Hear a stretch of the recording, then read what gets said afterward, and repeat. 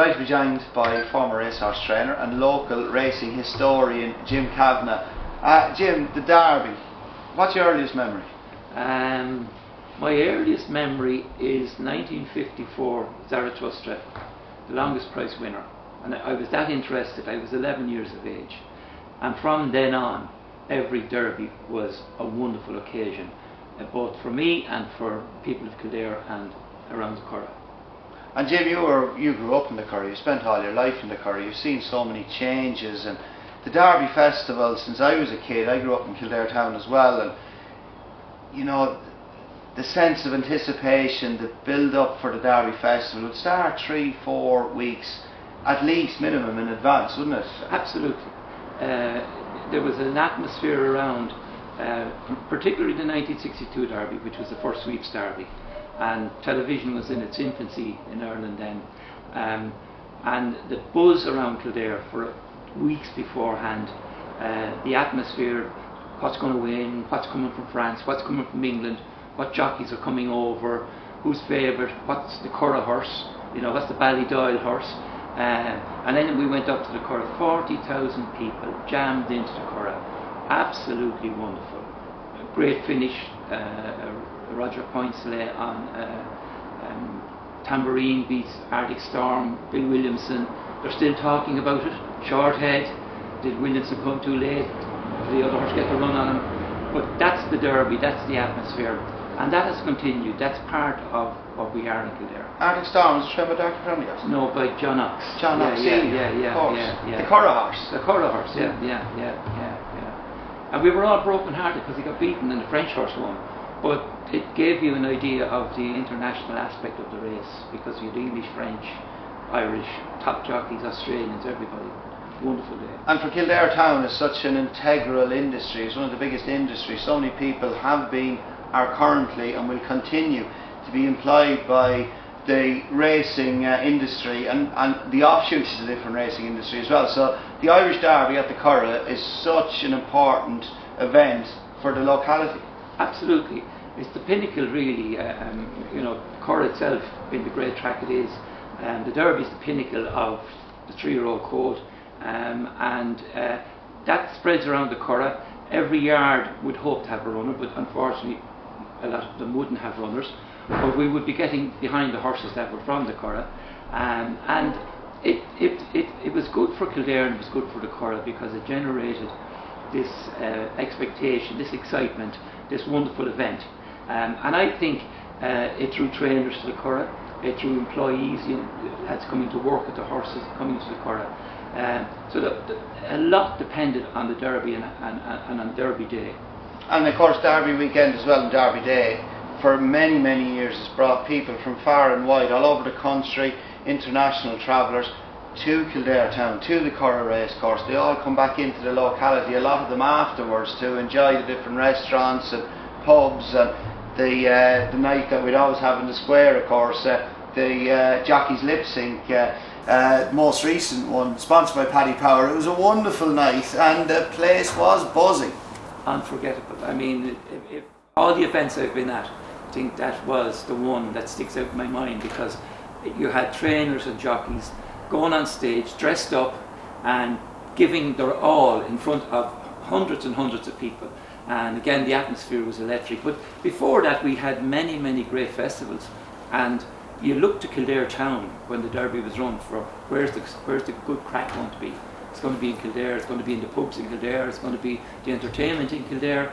And everybody comes to feed off that. And then of course in recent times some of the local yards winning it, John Ox obviously, I was lucky to be in Dermot Wells and Grey Swallow won it, and we kind of had the bragging rights then around the town because we felt a part of it. We were working in those yards, and you know, there was great rivalry between the John Ox lads, and all friendly rivalry, and the Dermot Well lads and the Kevin Prendergast lads as well. You just felt that you had the bragging rights for the next year. That's right, and even going back further, when Darky Prendergast, Meadow Court and those, and Mickey Rogers with Santa Claus, that was a Curragh thing, and there was that sort of competition.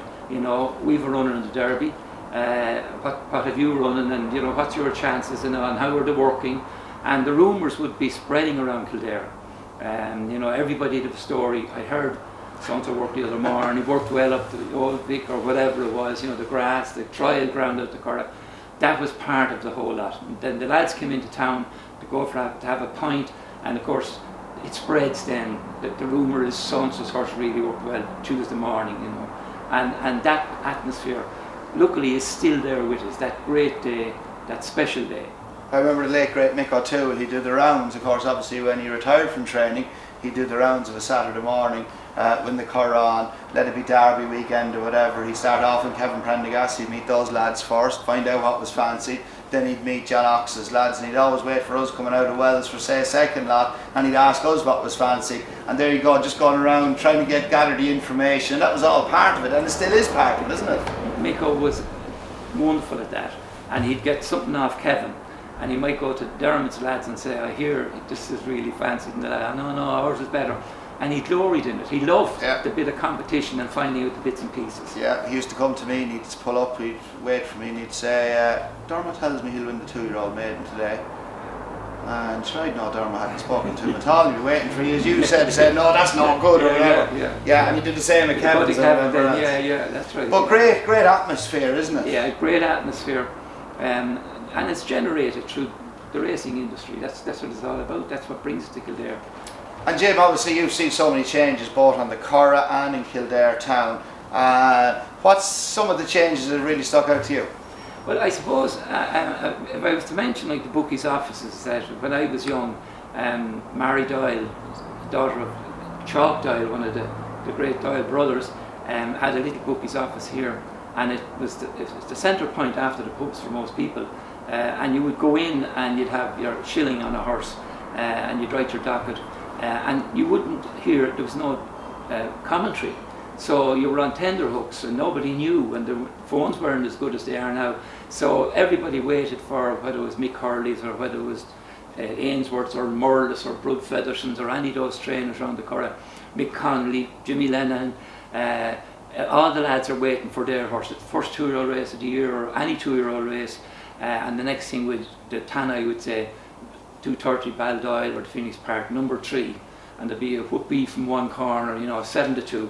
The second horse then, number 5, 100-8. They used those equations then, and that was the only way you knew.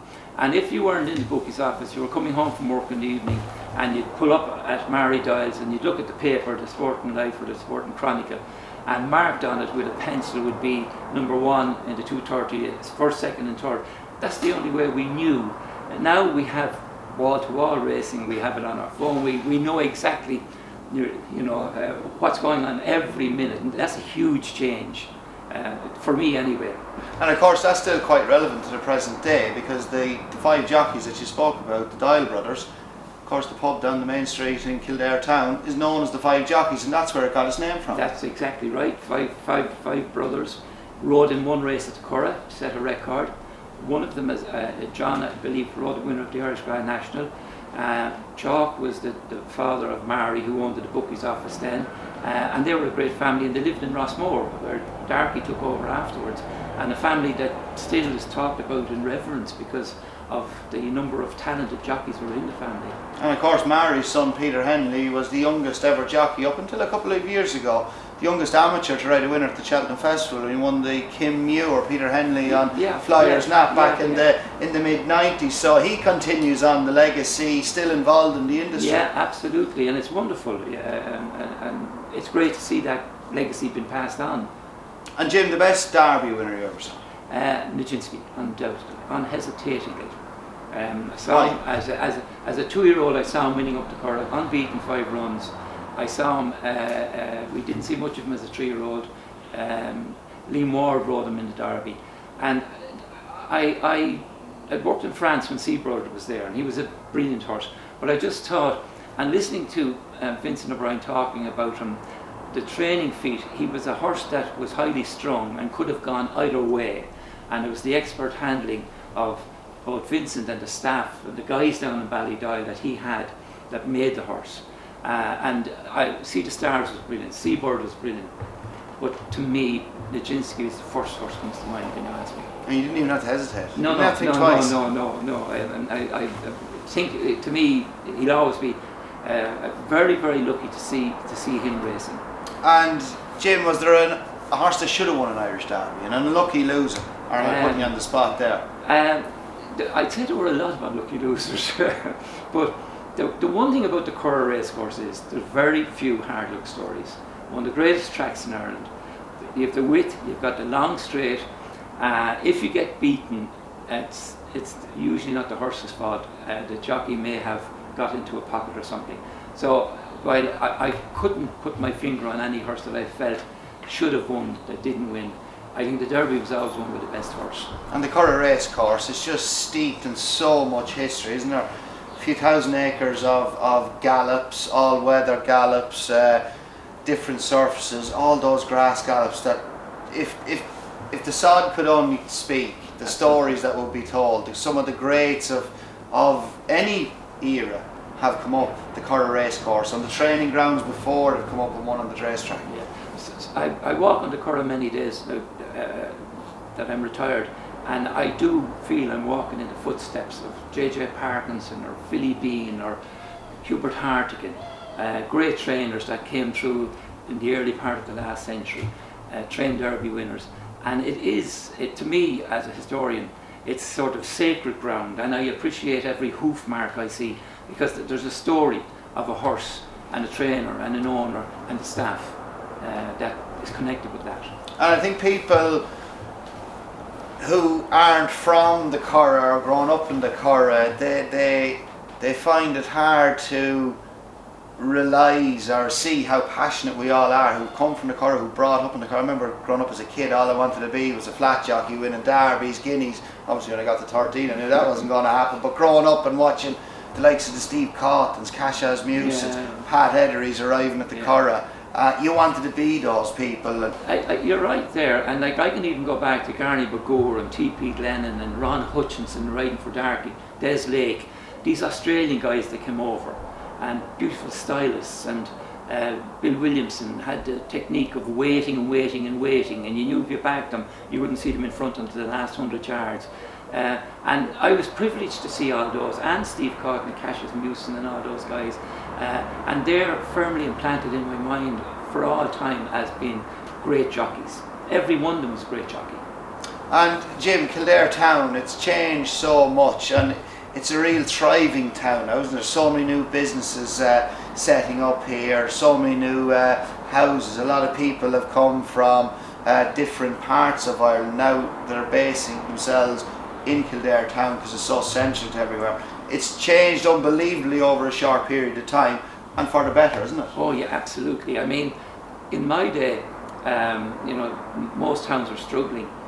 We had the wallpaper factory here with the army and with the racing. That were the three main employers, and probably the Board of Works in Kildare Barracks or on the Curragh. But Kildare has taken off, and the potential in Kildare, tourism, what we have to offer between the racecourse, between the National Stud, the Brigidine sisters with their place, their heritages, all around. Not only is there the history, but there's the modern thing as well, you know. And I think anybody who comes to work, live in Kildare, is going to enjoy a very good life, a way of life here. Yeah, and of course, obviously we've got Kildare Village, and we've got some fantastic restaurants as well. We've got the Silken, we've got Hearts, we've got Cunningham's, we've everything you want around, don't you? Yeah, well, like, not being biased, but you could say it's the gourmet capital of the county because of the number of great restaurants that are here. And people I would know come from way outside Kildare to eat in Kildare, and that's because definitely the food, the restaurants are excellent. And Jim, you've got so many other stories as well. Is there another story that you'd like to tell us that springs to mind related to Kildare Town, growing up, the Curragh Derby weekend? Well, I suppose for me, the different style of work. In my time, you got every second Sunday afternoon off, and it didn't bother you because you loved what you were doing. The smell of the horses, the smell of the feed when you walked in the morning, even the mucking out, it was all part of a joy of being part of the horse. And the people I worked with, both in Stephen Quirks and in Brud Featherston, and Brud was the first trainer, 1961, 3 horses to Royal Ascot, Entor, Silvertor and Bunpenny, 3-1, before Vincent or Darky even got over there. and I worked for him. He was a great man to work for, and the people that he had working for him were long-term, years and years with him, living on the premises. Their life evolved around the horse, and they loved what they did.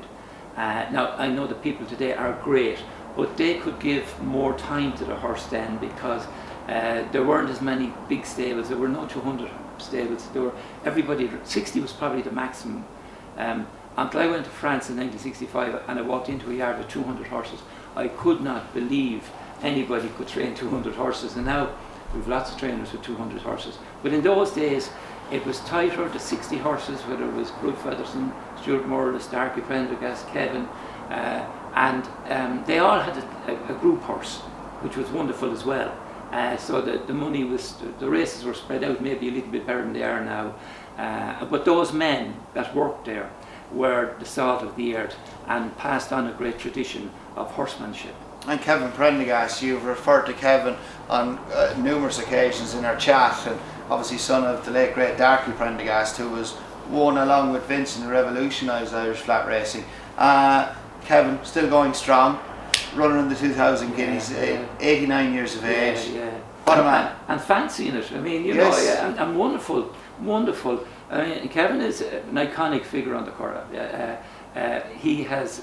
He's lasted, and he's had good horses consistently, which is the sign of a great trainer, to produce them on a regular basis. It might be every second year, but he is a classic horse on a regular basis, and he knows how to train a horse, and has always got the best out of the horses he's had. And one of the great characters of Irish racing. Well, absolutely. Anyone that's a member of Kildare Golf Club will tell you the crack.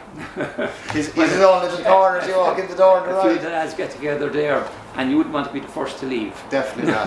I have been that victim. Jim, many thanks. Welcome.